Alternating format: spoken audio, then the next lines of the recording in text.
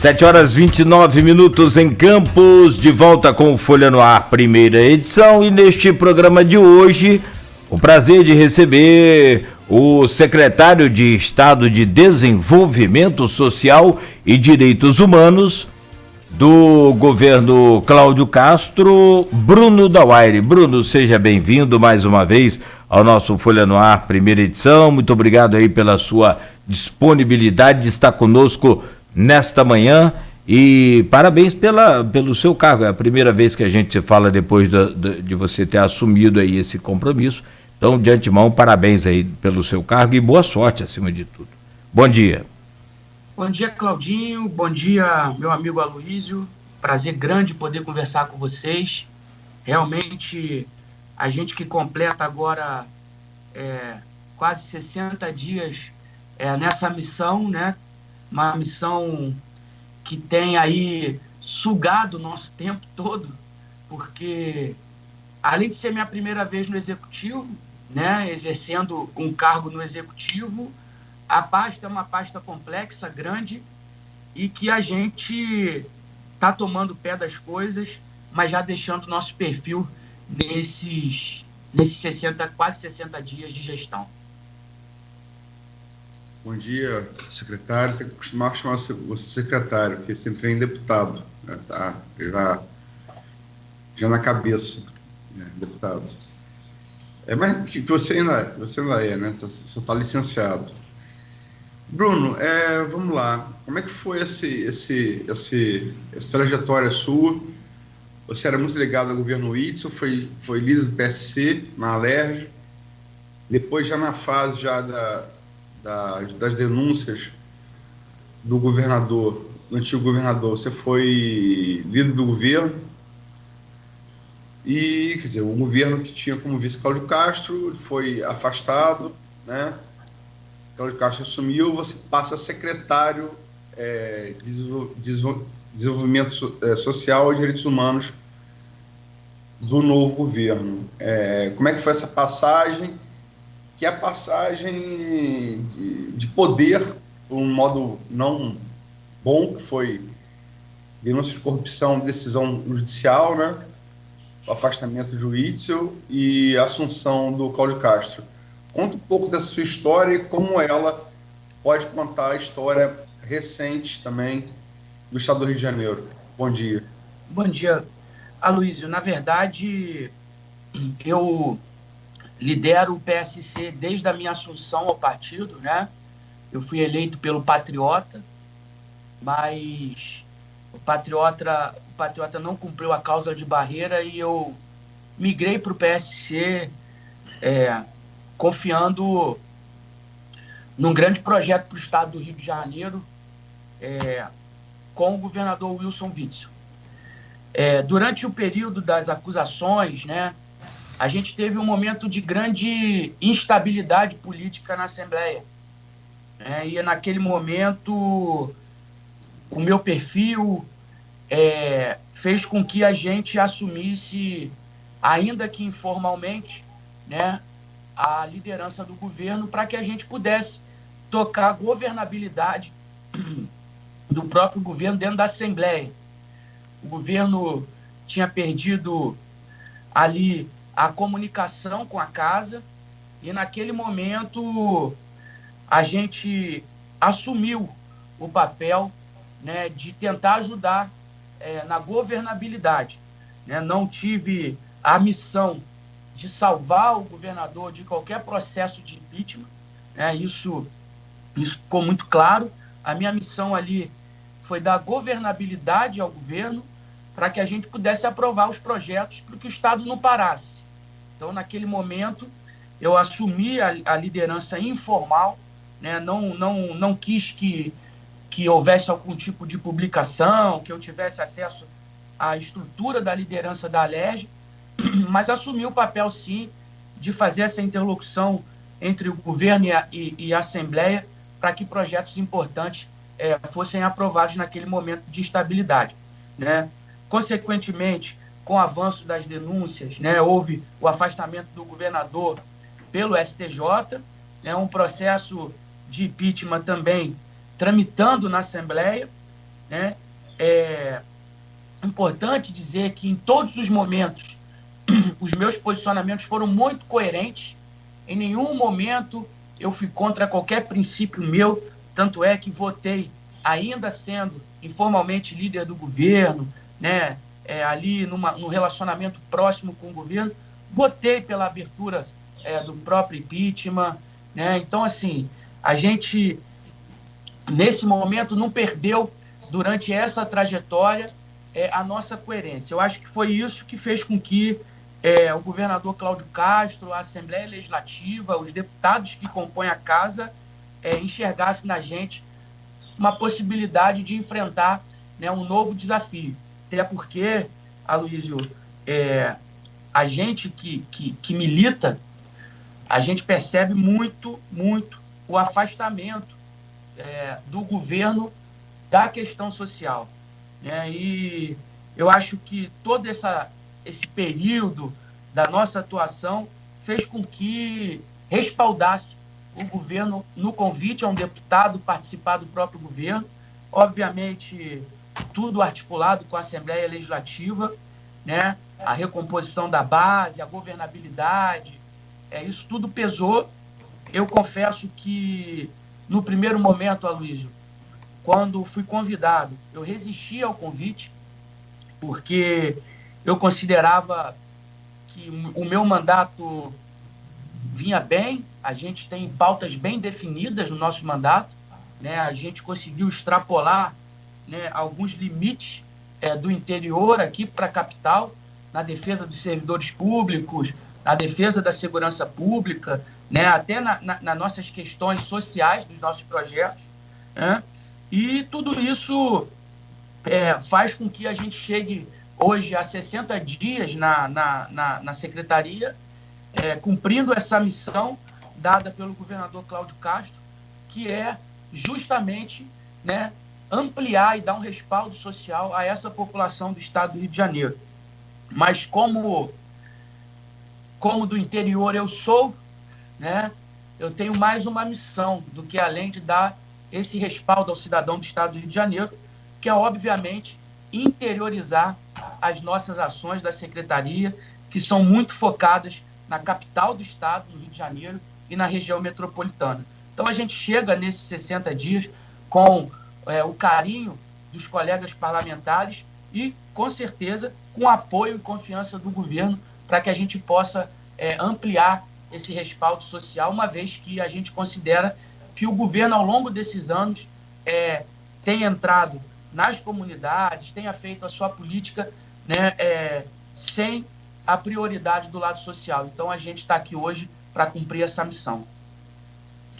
Bruno, você falou que não entrou como líder do governo para salvar o governo. No entanto, quando você assumiu a liderança, e não estou questionando isso não, mas registrar um fato, quando você assumiu essa liderança, você sofreu muitas críticas, inclusive do próprio ex-governador Antônio Garotinho, à época. Como é que você recebeu isso à época? Como é que você, olhando hoje, algum tempo passado, como é que você olha isso de maneira retrospectiva? Na verdade, qualquer posicionamento que nós tomemos na vida pública, a gente está suscetível à crítica, inclusive de aliados. E isso eu considero uma questão muito normal dentro da política, e isso é muito saudável dentro do nosso grupo. Eu não aceitei assumir a liderança formalmente do governo, porque se assim fosse feito, eu não conseguiria apenas ter a missão de dar governabilidade ao governo, né? Eu deixei isso bem claro em todos os momentos que eu fui convidado para ser líder do governo.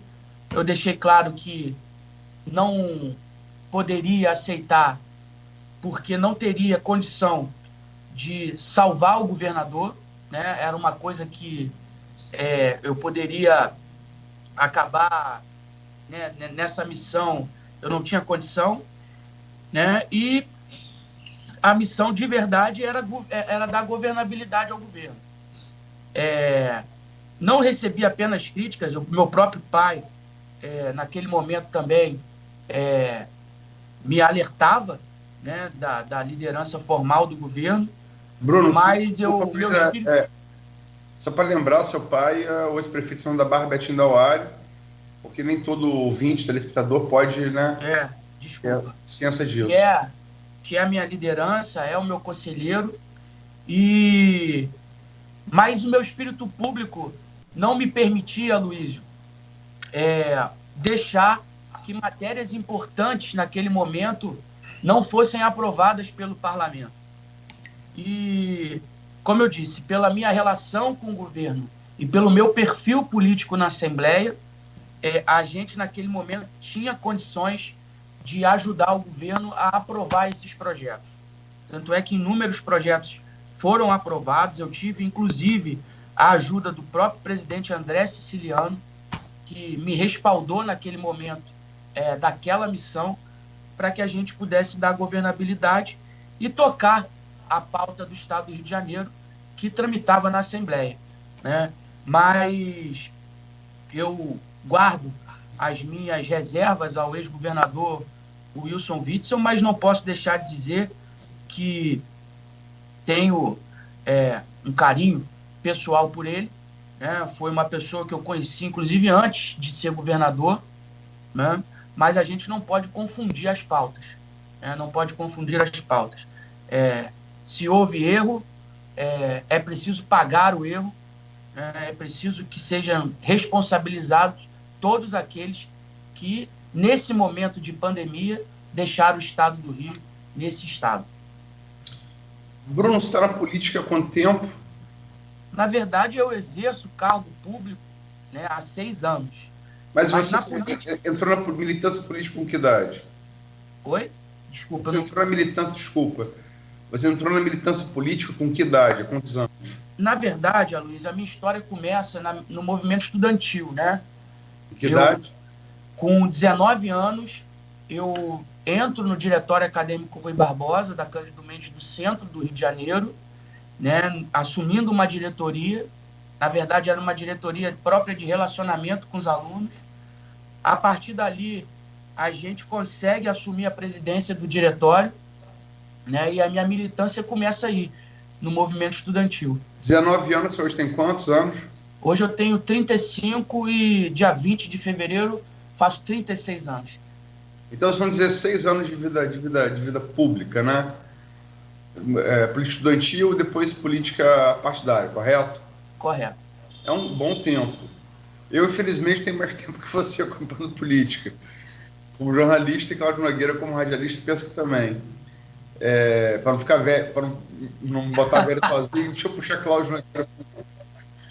Mas nesse tempo, e eu acompanho o processo eleitoral desde 1988, primeira eleição no Garotinho, e presidencial de 89, primeira eleição pelo voto popular, desde Jânio Quadros, que foi em 61, né? Eu me lembro de ter votado a presidente junto com a minha mãe pela primeira vez. Eu tinha 17, ela tinha já 40, alguma coisa.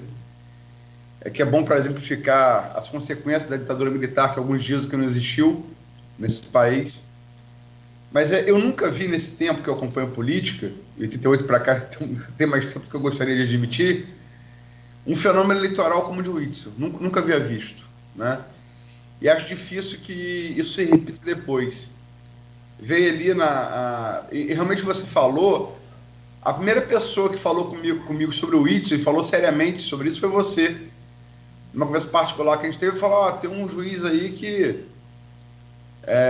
um juiz federal que vai sair do cargo para concorrer. E naquela época ninguém falava de Witzel. Você foi a primeira pessoa que me falou, a minha, Luiz. A primeira vez que eu ouvi o nome Wilson Witzel foi dito por você. E encarnou esse fenômeno eleitoral aí, talvez único na história fluminense, né, da política fluminense, o fenômeno que ele foi em 2018. Vendo hoje também de maneira retrospectiva, você considera esse fenômeno bom ou ruim, ou não uma coisa nem outra, mas um alerta para as pessoas? Não, na verdade, assim, eu a política, ela é muito... A eleição é muito circunstancial, né, Luiz? A gente... Hoje, então, a política ainda anda mais dinâmica que eu acho que dos outros tempos, né? Hoje é difícil até fazer qualquer tipo de análise, porque hoje a política está de um jeito, mas daqui a uma hora ela está de outro jeito, né? Como te falei, né? Saiu aqui porque tentei botar aqui, Claudinho, o não perturbe, mas me parece que eu não tive êxito. Mas no intervalo a gente coloca. Eu assim, né? Eu apoiei o governador Wilson Witzel no segundo turno. No primeiro turno eu não o apoiei. Eu apoiei no segundo turno, né? Com a mesma... Primeiro turno você apoiou quem? Desculpa. Na verdade, no primeiro turno eu dei um voto pessoal, né? Não tive... Quem? Na verdade, ali patinou, né? Nos apoios, né? Entre Romário, Pedro Fernandes, Wilson, e ali o meu partido ele tinha uma composição com o senador Romário na época, né? O governador Romário? O senador Romário.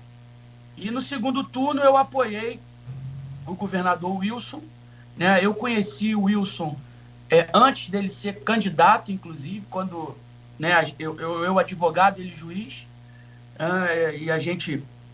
e aí ele sabia que a minha família era política, então ele tinha muita curiosidade, e depois eu comecei a perceber os movimentos dele políticos, né? E aí eu já era deputado, e aí comentava com algumas pessoas a maneira assertiva que ele dizia que ganharia para governador, né?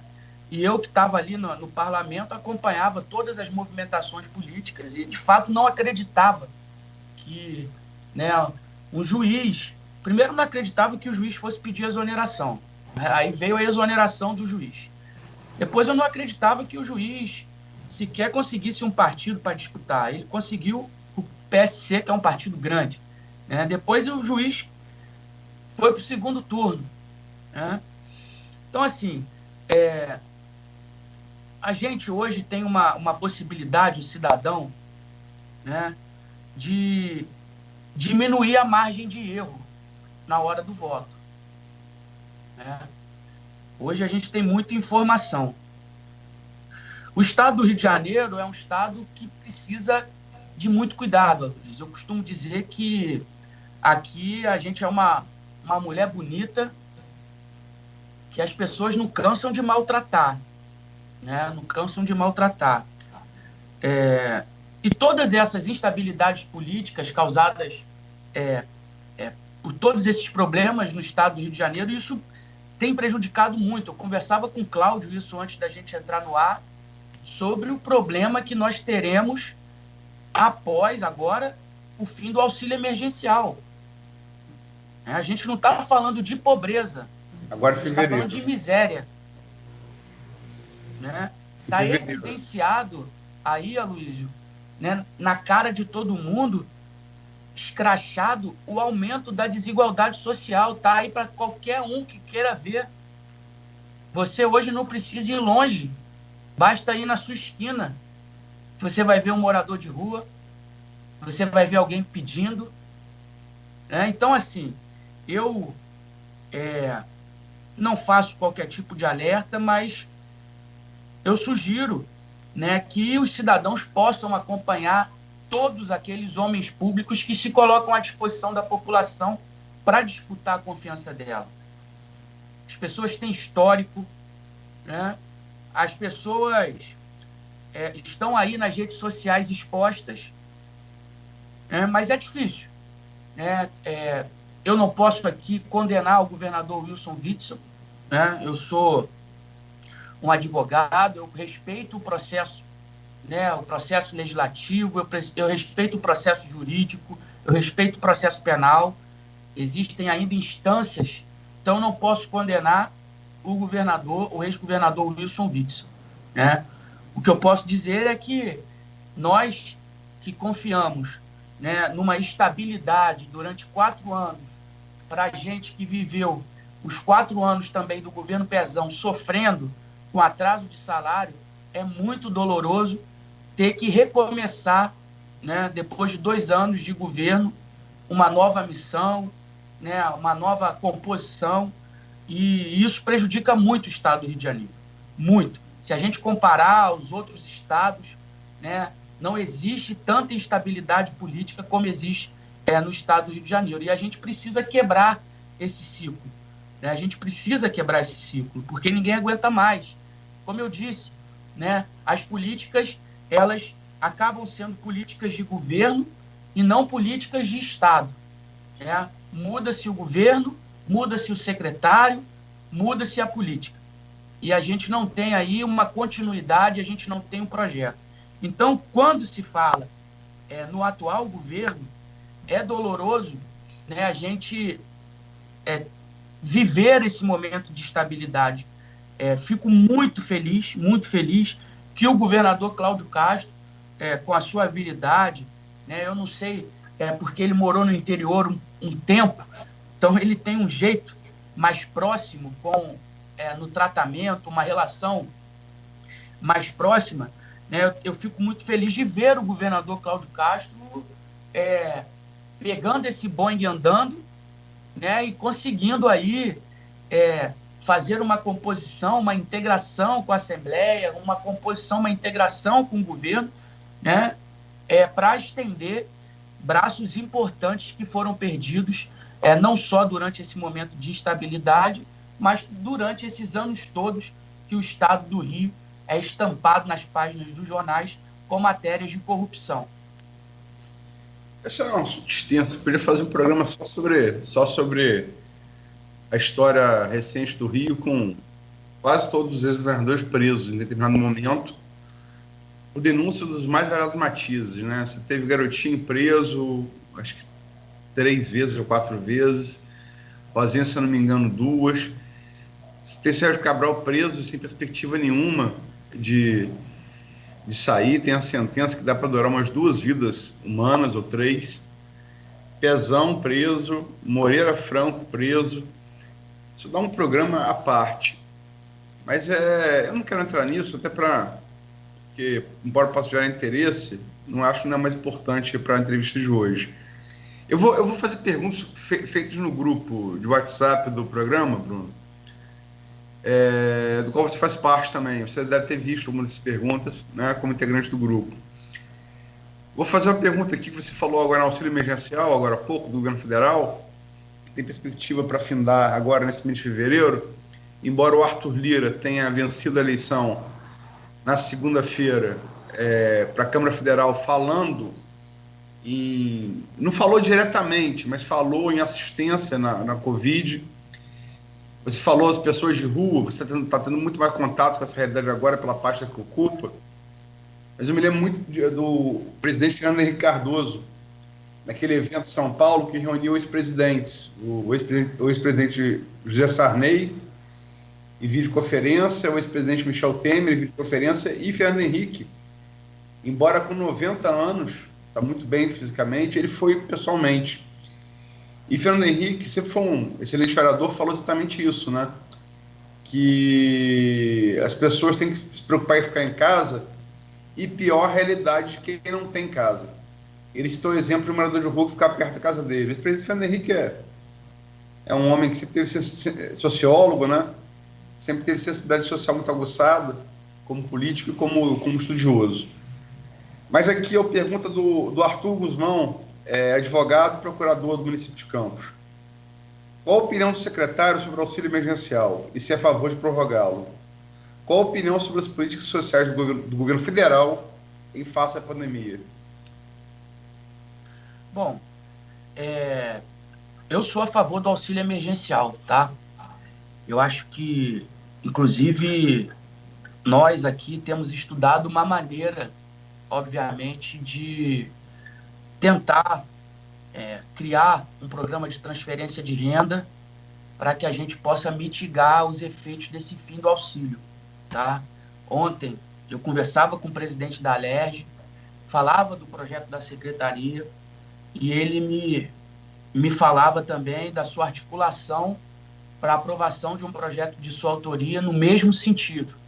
Então, eu acho que a gente está bem próximo, Aloysio, da criação de um programa de transferência de renda para o Estado do Rio de Janeiro para mitigar os efeitos do fim do auxílio, se o auxílio, de fato, se findar. Existe muita especulação política em relação ao auxílio, mas a verdade é que hoje a gente tem um problema grave, que já foi causado pela própria pandemia. O fechamento de comércio, isso tudo gerou consequências graves sociais. Muita gente desempregada, o dinheiro parou de circular. Esse é um fato, tá? Que se agrava, esse é um fato que se agrava no momento que, durante esse período, a gente tem um auxílio que eu tenho conversado muito com os prefeitos do interior, e eles me dizem como o dinheiro passou a circular na cidade. Eles me disseram que o auxílio começou na Páscoa. O prefeito, inclusive o prefeito de Miracema ontem me dizia isso. Dizia que como girou a economia da cidade, esse auxílio emergencial, que começou na Páscoa, ele ficou impressionado com a quantidade de compra e me relatava como isso movimentou a cidade e a preocupação dele, quando isso se findasse. Então, a gente tem esse fato, da consequência causada pela pandemia. A gente tem o auxílio que dá esse respiro ao cidadão e a possibilidade desse auxílio findar. E aí, quando esse auxílio acaba, é aí que a gente tem estudado bastante na secretaria, porque as consequências serão ainda piores. Ainda piores. O auxílio emergencial, ele deixou muita gente, como eu disse, respirando, mas com o fim dele, Aloysio, eu tenho escutado muito dos meus técnicos que se hoje a gente fala em pobreza, a gente vai falar em miséria, muito perto de nós. Na verdade, o sistema de assistência social é um sistema, ele é descentralizado. Eu dizia, conversava com o Cláudio e com você fora do ar, mas é bom explicar aqui que a gente faz muita gestão de recursos, porque a execução, normalmente, dos serviços é na ponta, com o próprio município. Eu considero que o auxílio emergencial foi um instrumento social importante nesse momento, mas que nós, governo federal, como foi perguntado aí, precisa sim elaborar imediatamente um plano inclusivo desses cidadãos que vão perder a sua autonomia e não terão sequer o que comer.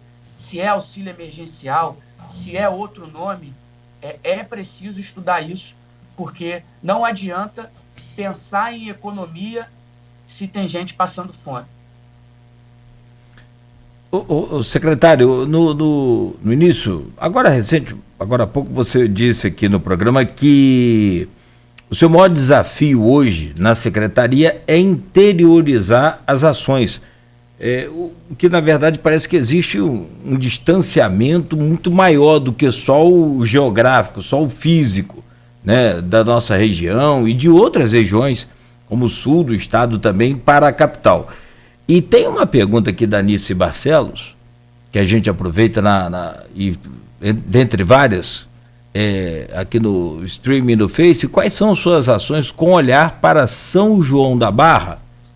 É a pergunta da Anice Barcelos. Eu incluo também Campos, São Francisco, São Fidélis, Italva, Cardoso, Quissamã. Italva primeiro, por favor. Quais são as ações, então? Na verdade, eu cheguei na secretaria, como eu disse, eu estou há pouco mais de 50 dias, para completar aí quase 60 dias, tomando pé de tudo.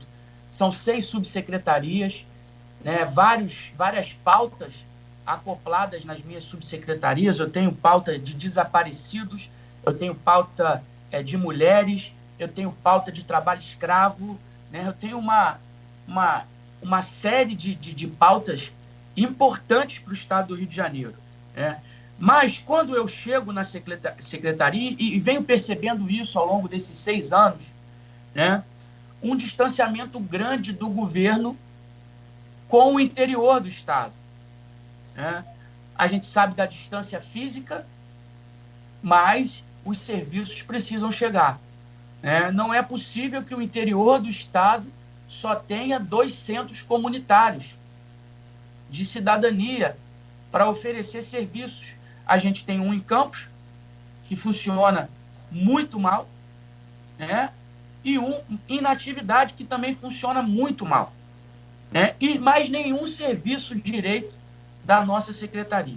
Pois bem, então, eu, como sou do interior, né, obviamente, percebendo esse distanciamento, reuni toda a secretaria para que a gente pudesse, né, trazer para o interior do Estado, levar para o interior do Estado todos esses instrumentos que existem na capital, que existem na região metropolitana. A gente reconhece, né, a disputa de forças políticas, isso é normal, né, para trazer, né, os instrumentos, os benefícios para as suas regiões, né, cada um defende a sua base eleitoral, isso é uma coisa muito normal na política, mas nós não podemos admitir de maneira alguma que o interior do Estado, que é uma região que tem um IDH baixo, né, um índice de desenvolvimento humano baixo, não tenha os serviços que são ofertados aqui. Então, a minha missão é interiorizar as ações da secretaria, é levar o restaurante popular de volta para a cidade de Campos, né? É melhorar os serviços da Leão 13, é levar, quem sabe, um CCDC, né, para a cidade de São João da Barra, um CCDC para a cidade de São Francisco, né? Eu não posso adiantar aqui os nossos planejamentos, até porque a gente está reformulando, né, toda a nossa política da secretaria, né? A gente tem tornado a secretaria mais humana, nosso relacionamento mais humano com as próprias prefeituras. Eu, nesses quase 60 dias de gestão, eu recebi mais de 40 prefeitos, né? Coisa que não existia antes.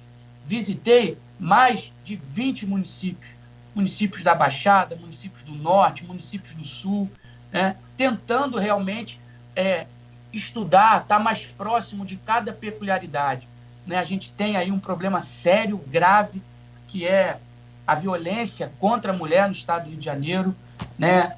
Que a gente tem debatido muito. A gente tem, como eu disse, o problema da fome, que está assolando, né, o cidadão do estado do Rio de Janeiro, e a gente quer ajudar o interior do estado com esses equipamentos.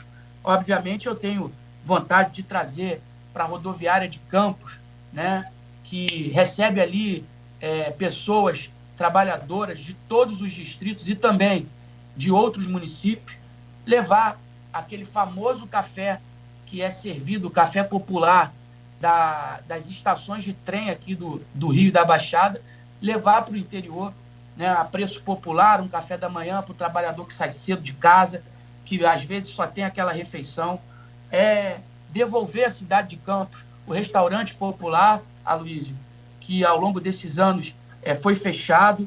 A gente tem dado, e eu tenho certeza que Campos e região serão os primeiros, né, a receber, né, os nossos instrumentos, né, de trabalho, os nossos instrumentos sociais, e Campos será a primeira cidade a ter o restaurante popular reaberto neste governo. Tá? A gente já está bem avançado, a minha equipe tem dado prioridade ao restaurante popular de Campos. Bruno, né? se você permite, é o tema do próximo bloco. Podemos... porque... Podemos fazer intervalo, então, aqui na parte que coube a resposta à pergunta do Cláudio e partir para essa pauta que é muito importante no próximo bloco? Perfeito. Perfeito. Obrigado, Bruno.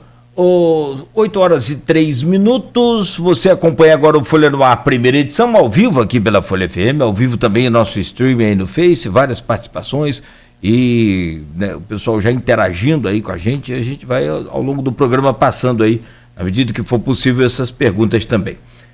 Voltamos em instantes com o Folha no Ar, que tem o oferecimento dos laboratórios Plínio Bacelar, Clínica Proteus e Dedumas Baterias.